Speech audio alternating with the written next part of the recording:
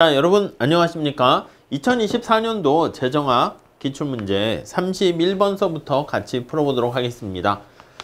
자, 31번은요. 여기 보시면 전부 다 애킨슨 지수를 구하는 그런 문제입니다. 불평등도를 나타내는 그 방법 중에서 이 애킨슨 지수는 어떻게 계산을 하냐면 1 마이너스 자, 분모가 뭐냐면 평균 소득이죠. 평균 소득을 이렇게 쓸까요? 뮤 이렇게 쓸게요. 그리고 균등분배 대등소득 해가지고 이렇게 이퀴밸런트한 요 방법을 이용해서 보시면 되겠습니다. 자, 지금 여기 보시면 개인 1의 소득이 개인 2의 소득의 4배라고 돼 있습니다. 자, 그래서요. 우리 이렇게 할게요. 원래는 개인 1의 소득은 4, 개인 2의 소득 해야 되는데 그냥 간단하게 숫자를 집어넣는 게 제일 편한 것 같습니다. 그래서 개인 1의 소득을 4배니까 40이라고 하고요. 개인 2의 소득을 10이라고 하시죠. 오케이? 자, 그러면 여기서 평균 소득은 어떻게 구합니까 하면 둘을 더해서 2로 나누면 돼요. 그래서 Y1의 소득과 Y2의 소득을 2로 나누면 되겠고요. 첫 번째 사람의 소득은 40이고 두 번째 사람의 소득은 10이니까 이걸 2로 나누면 25 이렇게 되겠죠. 오케이? 이해 가시죠? 자, 근데 요 균등분배 대등소득을 찾아야 되는데 이거 어떻게 찾는가? 이게 이제 중요합니다. 가끔 이렇게 계산 문제로 나오게 되는데요. 자, 우선 사회후생함수가 A는 공리주의고요. B는 롤즈가 되겠습니다. C는 루트 속에 곱하기로 돼 있으니까 평등주의가 되겠죠. 여러분, 공리주의 한번 생각해 볼까요? 공리주의. 자, 두 사람의 소득을 단순하게 합해서 표현하는 겁니다. 자, 이렇게 나타내는 거 기본 강의 때 기억나실 거예요. 첫 번째 사람의 소득, 두 번째 사람의 소득. 지금 현재 두 사람이 40과 10으로 돼 있잖아요. 그때 사회 전체 후생은 어떻게 계산할까요? 여기가 40이고 여기가 10이에요. 자, 이제 이해를 위해서 살짝 그림을 그리게 되면 지금 분배 상태가 여기 A란 말이에요. 근데 지금 살펴본 것처럼 공리주의 같은 경우에는 우하향하는 직선의 형태가 되는 거 잘 아실 거예요. 이렇게요. 자, 여기서 사회 무차별 곡선을 공리주의식으로 이렇게 표현을 해서 단순하게 가중치 없이 두 개 이렇게 합하는 거니까 Y2로 나누면 마이너스 1의 기울기가 되겠죠. 자, 이때 만약에 둘이 똑같이 놀아갔는다 하면 이게 바로 균등분배 대등소득이야. Y1하고 Y2가 같을 때인 균등분배 대등소득 요걸 찾는 겁니다. 자, 그러면 요 A와 동일한 효용을 달성해주는 균등분배 대등소득은 여기 0이라고 쓸게요. 공리주의일 때. 오케이? 얼마가 되겠습니까? 지금 현재 효용 수준이 두 사람의 소득을 더하는 거잖아요. 지금 40 더하기 10이니까 50의 효용을 달성하고 있어요. 균등분배 대등소득으로 가져가게 되면 여기에 해당하는 거니까 여기도 똑같죠? 얼마면 돼요? 지금 똑같을 때 Y2, Y 두 개 더해서 50이 되는 거 찾으려면 25, 여기 25 이렇게 되죠. 이게 바로 균등분배 대등소득이다. 이렇게 보시면 돼요. 오케이?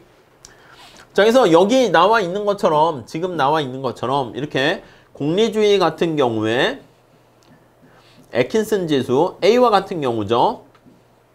어떻게 됩니까? 라고 하면은요. 아니면 이렇게 쓸까요? 00 하면 약간 그러니까 애킨슨이라고 쓸게요. 애킨슨 지수 이게 A와 같은 경우에는 1 마이너스 자, 지금 평균 소득은 25가 되고요. 균등분배 대등소득이 25가 됩니다. 자, 그럼 1-1이니까 뭐예요? 빵. 이렇게 되겠죠. 오케이? 자, 그런데 만약에 B와 같은 경우 한번 생각해 볼게요. 지금 B는요. 완전 보완제 형태잖아. 요걸로 해도 될 것 같습니다.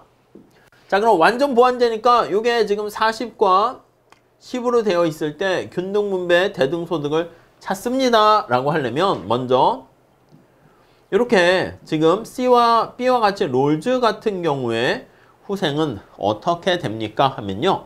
둘 중에 작은 거잖아. 요거. 자, 요걸 내리고 둘 중에 작은 거예요. 그러면 A가 40이고 B가 10이니까 이때는 10 이렇게 되는 거죠. 따라오셨죠? 자, 그러면 지금 저기 나와 있는 요 상태에서 지금 원래 분배되어 있는 A 상태와 같은 동일한 효용을 달성하는데 균등분배 대등소득에 있는 요 점은 어떻게 됩니까? 롤이라고 쓸게요. 롤즈. 어떻게 되겠습니까? 10이지 10 되면 10이잖아요. 그래서 여기가 10 이렇게 될 거예요. 자, 그래서 여기 나와 있는 것처럼 여기다 할게요. 애킨슨 지수 할 때 B와 같은 롤즈 같은 경우는 1 마이너스 평균 소득은 25고요. 균등분배 대등소득이 10 이렇게 됩니다. 그럼 이게 5분의 2죠. 그래서 5분의 3 5분의 3은 0.6이라 쓸까요? 이렇게. 자, 그 다음에 여기 세 번째. 이게 평등주의 방식 아니겠습니까? 곱하기로 돼 있는 거예요. 자, 그럼 A와 같은 효용을 달성할 때 평등주의일 때는 곱하기니까 살짝 무슨 색깔로 할까요? 녹색깔로 할까요? 요런 식의 형태가 될 거예요. 요렇게.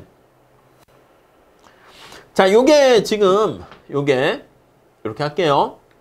사회 무차별 곡선 평등주의가 되는데 자, 이때 효용의 크기는 어떻게 됩니까?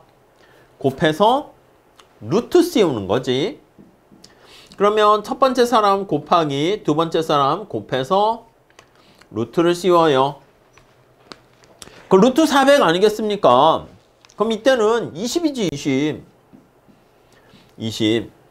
이해 가세요? 네. 자, 그러면 여기 나와 있는 것처럼 여기가 바로 평등주의가 되는 균등분배 대등소득이 될 텐데요. 여기에 해당하는 거예요. 자, 그럼 얼마가 될까? 20 곱하기 20 이렇게 될 거야. 요 값은 20 이렇게요. 자, 그러면 여기 나와 있는 것처럼 애킨슨 지수 C와 같은 경우에는 1 마이너스 평균 소득은 똑같습니다. 균등분배 대등소득이 20이 되겠습니다. 오케이? 5분의 4 그러니까 5분의 2니까 5분의 1이니까 0.2 이렇게 되겠죠. 오케이? 이해 가시죠? 자, 여기서 1번 볼게요. 사회 B의 애킨슨 지수는 A보다 높다? 맞죠? 사회 C의 애킨슨 지수는 A는 빵이니까 제일 낮습니다. 다음에 3번 사회 B의 애킨슨 지수는 C보다 높다? 맞네요. 균등분배 대등소득은 C가 가장 크다? 아니요. B가 가장 크다는 거 알 수가 있죠. 네, B가 제일 커요. 답은 4번이 틀렸고 애킨슨 지수로 판단할 때 가장 불평등한 분배가 이루어지고 있는 상태는 여러분 불평등을 지닌 애킨슨 값이 클수록 불평등하다 생각한다고 그랬죠? B가 제일 불편하다 이렇게 보는 겁니다. 이해 가시죠?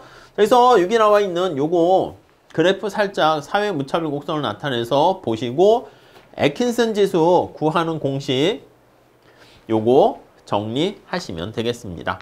오케이? 네, 이 정도 보도록 할게요. 다음 넘어갑시다. 자, 그 다음에 32번 문제 좀 풀어볼게요. 소득 분배에 관한 설명으로 옳지 않은 것은 평등주의적 견해에 따르면 개인의 정당한 권리가 침해될 가능성이 있다. 맞습니다.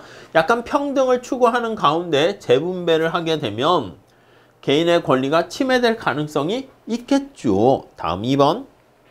공리주의적 견해에 따르면 불평등한 분배 상태를 정당화 시켜줄 수 있다. 그렇죠. 여러분 공리주의에 따라서 근데 상황에 따라 다릅니다. 우리 뒤에 나와 있는 것처럼 엣지워드 같은 경우는 어떻게 됩니까? 엣지워드는 그때는 평등주의적 공리주의자라 해가지고요. 소득의 한계 효용이 체감할 때 한계 효용이 같을 때니까 완전 균등이 가장 바람직하다 이렇게 얘기하기도 합니다.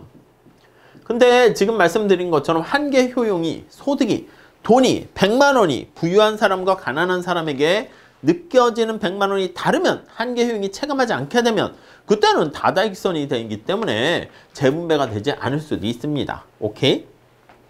자, 근데 아시겠지만 엣지워드 같은 경우에는 평등주의적 공리주의 하는데 모든 사람들이 가지게 될 효용함수가 똑같다라고 했는데 야, 사람마다 돈에 대한 효용이 다르잖아. 그런 문제가 발생할 수 있죠. 그래서 그게 이제 비판을 받는데 여기 나와 있죠. 러너라는 학자가 괜찮아. 엣지워드야. 사람마다 효용함수가 다를지라도 동등 확률 가정에 의해서 확률이 동일하다 하면 효용함수가 서로 다르더라도 균등한 분배가 최적이 된다. 이렇게 얘기할 수 있게 된다는 것이죠. 오케이? 그래서 러너도 공리주의자라고 보시면 되겠습니다. 다음에 3번. 롤즈에 따르면 다른 사람의 자유와 양립할 수 있는 한 자유에 대한 동등한 권리가 최소 극대화의 원리보다 우선시된다. 이게 약간 윤리 시간에도 하고요. 근데 롤즈 얘기를 우리 기본서에도 조금 더 넣긴 했었는데 롤즈에 관련된 뭐 제1원칙, 제2원칙 거기까지 다 할 건 아니고요. 아니 최소 극대화 원칙이 있는데 뭔가 다른 사람의 자유와 양립할 수 있다? 그럼 자유에 대한 동등한 권리가 더 우선시? 잘 모르겠네? 라고 살짝 하면 삼각형 하시고요. 오케이? 근데 5번에 보시면 노직이라는 학자는 자유주의자라는 거 알고 계시잖아요. 그래서 노직과 같은 자유주의자들은요. 균등한 분배가 실현된다면 절차적 정당성은 아니요. 균등한 분배를 위해서 절차적 정당성을 다 해치고 이래선 안 된다. 나의 자유를 침해하지 말아라. 이걸 강조하는 학자입니다. 자, 그래서 약간 롤즈가 우리는 그냥 최소 극대화 원리 요 정도만 했고 앞에서 본 것처럼 사회무찰곡선 정도로 얘기했는데 사회고생함수 근데 여기서 더 들어가지 마세요. 그래서 만약에 요게 좀 처음 보네 해서 3번이 그래도 그럴 수 있는데 거기서 더 하는 거는 약간 낭비니까 근데 노직이라는 학자 그거 자유주의자는 알고 있잖아요. 그래서 그 정도로 해서 문제를 푸시는 게 좋을 것 같습니다. 오케이? 요 정도 선에서 마무리 짓도록 할게요. 뭐 자세한 내용 거기 해설을 이렇게 한 바닥 써놨으니까 한번 보셔도 되는데 그 정도 선으로 정리하시죠. 자, 애킨슨 지수에 대한 설명으로 옳지 않은 것은 자, 1에 가까울수록 여러분 이거 불평등한 그거 있죠. 불평등을 지닌 애킨슨 이렇게 얘기했습니다. 그래서 지니계수와 애킨슨 지수는 값이 클수록 불평등하다 이렇게 보시면 되겠습니다. 그래서 1번에 물론 크다고 무한대가 아니라 1에 가까울수록 클수록 0에 가까울수록 작을수록 이렇게 보시면 되겠습니다. 1에 가까울수록 분배 상태가 불균등하고요. 2번 분배의 불평등성에 대한 명백한 가치 그렇지 여러분 앞에서 봤었던 것처럼 분배가 지금 소득 분배가 어떻게 나눠져 있는가에 대해서 가치 판단을 이렇게 반영해서 고려합니다. 그래서 사회 후생함수, 효용함수 요걸 전제로 깔고 얘기를 진행하게 되는 거죠. 그래서 공리주의, 평등주의, 롤즈 이렇게 보시면 되겠습니다. 자, 공리주의 사회후생함수의 경우 균등분배 대등소득이 평균소득보다 작다? 아니요, 여러분 여기 보신 것처럼 이게 공리주의 아니겠습니까? 공리주의는 어떻게 됩니까? 균등분배 대등소득과 요거 예에서 나타낸 것처럼 평균소득은 같습니다. 왜냐면 엠빵 하는 거랑 지금 상황하고 평균 내는 게 똑같게 되겠죠. 그렇기 때문에 작다가 아니라 균등 분배 대등 소득이 평균 소득과 같다. 이렇게 해야 됩니다. 3번이 틀렸어요. 애킨슨 지수가 두 문제나 나왔네요. 다음 4번. 소득 분배가 완전히 균등하다면, 완전히 균등하면요, 두 사람이 앞에서 본 것처럼 첫 번째 사람이 25를 갖고 있고 두 번째 사람도 25를 갖고 있고 이렇게 됩니다. 그럼 평균 소득은 25가 될 텐데 균등 분배 대등 소득도 25가 될 겁니다. 그래서 이거는 간단하게 숫자로 예를 들어 보시면 되겠지만 균등 분배 대등 소득과 평균 소득은 일치한다. 이렇게 볼 수 있다는 것이죠. 이해 가시죠? 다음 5번. 자, 동일한 분배 상태라 하더라도 사회후생 함수에 따라서 앞에서 봤잖아요. 두 사람의 지금 분배 상태가 동일하게 40, 10. 첫 번째 사람이 두 번째 사람보다 소득이 4배 많더라도 사회후생 함수에 따라서 애킨슨 지수의 값은 달라질 수 있다. 이렇게 보시면 되겠죠. 오케이. 자, 그래서 3번이 틀렸습니다. 자, 요 정도 보시면 되겠고요. 다음 34번 봅시다. 정부가 저소득층을 위해서 다양한 유형의 보조금을 지원할 수가 있습니다. 근데 보조금의 유형에 관한 설명으로 옳은 것을 모두 고르면 이렇게 나와 있죠. 자, 무차별 곡선은 원점에 대해서 강볼록한 형태를 가지고 있습니다. 우선 기억 보시면 정책의 목표가 해당 현물의 소비를 증대하는 게 목적이라면, 그러니까 우리 X제가 만약에 우유라고 할게요. 우유의 소비를 좀 증가시키는 게 목적이다라고 할 때는요, 현금 보조보다 현물 보조가 더 효과적이다. 맞죠? 현금은 뭡니까? 그냥 돈으로 주는 거 아니겠습니까? 아, 내가 돈으로 받으면 우유를 사 먹는다는 보장이 없잖아. 근데 현물 보조는 아예 우유를 사서 줘버리는 거예요. 그러니까 우유 소비를 촉진한다는 측면에서는 현금보다 현물이 훨씬 더 낫다. 이렇게 보시면 되죠. 기억 맞아요? 다음 니은 수혜자의 선호를 존중한다면 받는 사람의 선호. 그러면 현금, 그치, 현금이 뭐야? 선호를 잘 반영하는 거지. 현금은 돈으로 주는 거 아닙니까? 그래서 내 마음대로 쓸 수가 있어요. 근데 현물은 아니 그거는 지금 물건을 사서 줘버리는 것이기 때문에 나의 선호를 반영할 수 없죠. 니은 맞아요. 다음 디귿. 현물 보조보다 현금 보조의 경우에 더 높은 행정 운영 비용이 발생한다. 아니죠. 여러분 생각해 보세요. 누구를 먼저 줄까 해서 저소득층 수혜 대상을 정했어.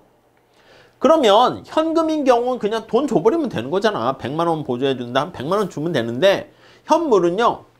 뭐를 사서 줘야 되지? 쌀을 사서 줄까? 우유를 사서 줄까?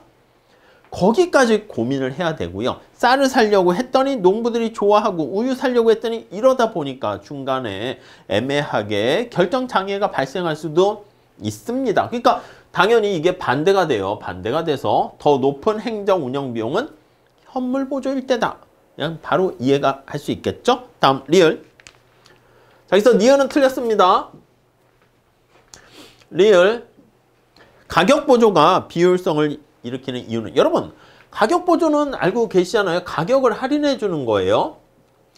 가격을 할인해 주면 우리 조세 파트에서도 많이 얘기하고 그러죠.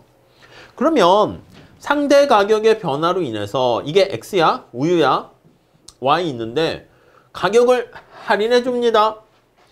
예산선이 이렇게 변합니다. 그러면 선택할 수 있는 상품의 영역이 이렇게 달라집니다. 그러니까 어떻게 됩니까? 내가 가격 할인을 해주면 가격을 할인을 받게 되는 할인 대상이 되는 대상인 X제 소비가 클수록, 그래서 나의 선호를 왜곡합니다. 이걸 많이 소비할수록 혜택이 어떻게 됩니까? 혜택이 커지게 됩니다. 그래서 내가 혜택을 많이 받으려면 X제를 많이 소비해야 돼. 내가 원래 원하지 않고 나는 이게 우유라고 그랬어요. 우유인데 나는 술을 먹고 싶어. 근데 이 혜택을 많이 받으려면 억지로 우유 소비를 증가시켜야 되는 거예요. 그래서 여기 나와 있는 것처럼 예산선의 기울기가 바뀌잖아. 그래서 상대 가격 구조가 변하게 되고요. 이게 바로 우리는 상대 가격 변화로 인한 대체 효과가 존재한다라는 것을 알 수가 있습니다. 오케이, 맞아요. 다음 미음, 현금 보조의 단점은 부정수급과 바람직하지 않은 상품의 오남용이다. 맞죠, 여러분? 돈으로 줬어. 근데 이게 돈이 어떻게 얼마나 갔는지 약간 제대로 갔나? 그것도 있고요. 또 바람직하지 않은, 그리고 우유를 사 먹었으면 좋은데 선호를 마음대로 하다 보니까 술을 사 먹네. 예, 그런 측면에 문제가 있다라고 보시면 되겠습니다. 그래서 온정적 간섭주의 입장에서 봤을 때는요, 저소득층을 도와주는데 돈으로 줬고 믿고 맡겨서 줬더니 우유를 사 먹지 않고 술을 사 먹는다. 그거를 억제하기 위해서 아예 물건을 사서 주기도 하는 것이죠. 오케이, 그게 바로 현물 보조죠. 자, 그래서 기역, 니은, 리을, 미음 이렇게 보시면 되겠습니다. 전부 다 맞는 게 없어서 이렇게 잘 고르면 되겠고요. 다음에 35번 우리나라 근로장려세제. 여러분 EITC라고 하잖아요. 아니 보조를 받았더니 일할 의욕이 없어져. 그래서 EITC는 좀 뭔가 일을 할 만한 인센티브를 높여준다 이렇게 보시면 되겠습니다. 근데 이게 근로를 장려해 주는 거잖아요. 아무나 도와주는 게 아니야. 여기 보시면 기초생활보장제도는 아예 내가 일정 소득 미만의 소득이 없으면 도와주는 건데, 근로장려세제는요, 근로자를 대상으로 해요. 근로소득이 있어야 됩니다. 근로소득이 있어야 수혜자가 돼요. 그래서 무소득자는 대상이 아닙니다. 오케이? 그래서 뭔가 인센티브, 그리고 근로소득이 좀 있은 다음에 점차 많아지면 그 혜택도 커져요. 그걸 점증주의 이렇게 얘기하죠. 자, 그래서 여기 보시면 수평축에 근로소득이라 할게요. 다 아시겠지만, 그 다음에 여기 보조금의 크기라고 할게요. 보조금의 크기가 되는데 처음에 점증구간이라 하죠. 이렇게 근로소득이 높을수록 보조금이 커져요. 그러다가 평탄 고원 구간이라 합니다. 여기는 일정하게 되고요. 그 다음에 점감 구간 해가지고 이렇게 줄어들게 됩니다. 이때는 여기 오게 되면 이제 근로소득이 빵 이렇게 되는 거죠. 오케이? 자, 그래서 이번에 보시면 가구의 구성원에 관계없이 동일한 지원 혜택 아닙니다.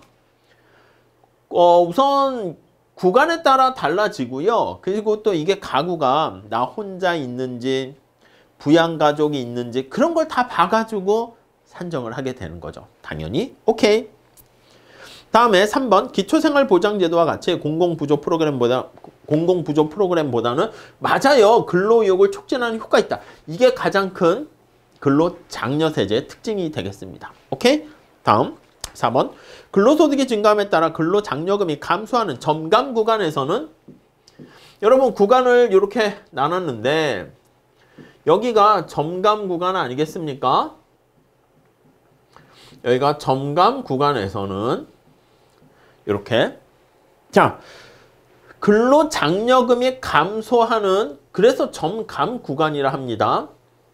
대체 효과는 노동공급을 증가 아니요 여러분 이거 암기하시죠. 여러분 이거 어떻게 암기했습니까? 여기는 점증 여기는 고원, 평탄, 평평한 구간이죠. 자, 그랬을 때 우선 대체 효과 먼저 기억하시면은요. 대체 효과는 증가하는 부분이니까 암기하셔도 돼요. 근로의욕을 증가시켜요. 여기서는 근로의욕을 떨어뜨리고요. 여기서는 평평하니까 대체 효과는 없어요. 없어, NO 이렇게. 소득 효과는 어떻게 되겠습니까? 소득 효과는 전부 다 여러분 실질 소득이 증가하잖아. 그럼 여가가 증가하겠지. 여가가 정상되니까요. 그럼 여가가 증가하면 노동공급이 감소해요. 그래서 언제나 근로의욕을 저해해요. 소득 효과는 실질 소득이 다 증가하니까 저해합니다. 그래서 여러분 이쪽 부분에 해당하는 점감 구간에 해당하는 게 뭐랑 똑같습니까? 부의소득세랑 같죠. 네거티브 인컴 텍스와 같은 모습을 보입니다. 그래서 네거티브 인컴 텍스 대체효과, 소득효과 모두 근로의욕을 저해한다. 오케이? 자, 감소하는 겁니다.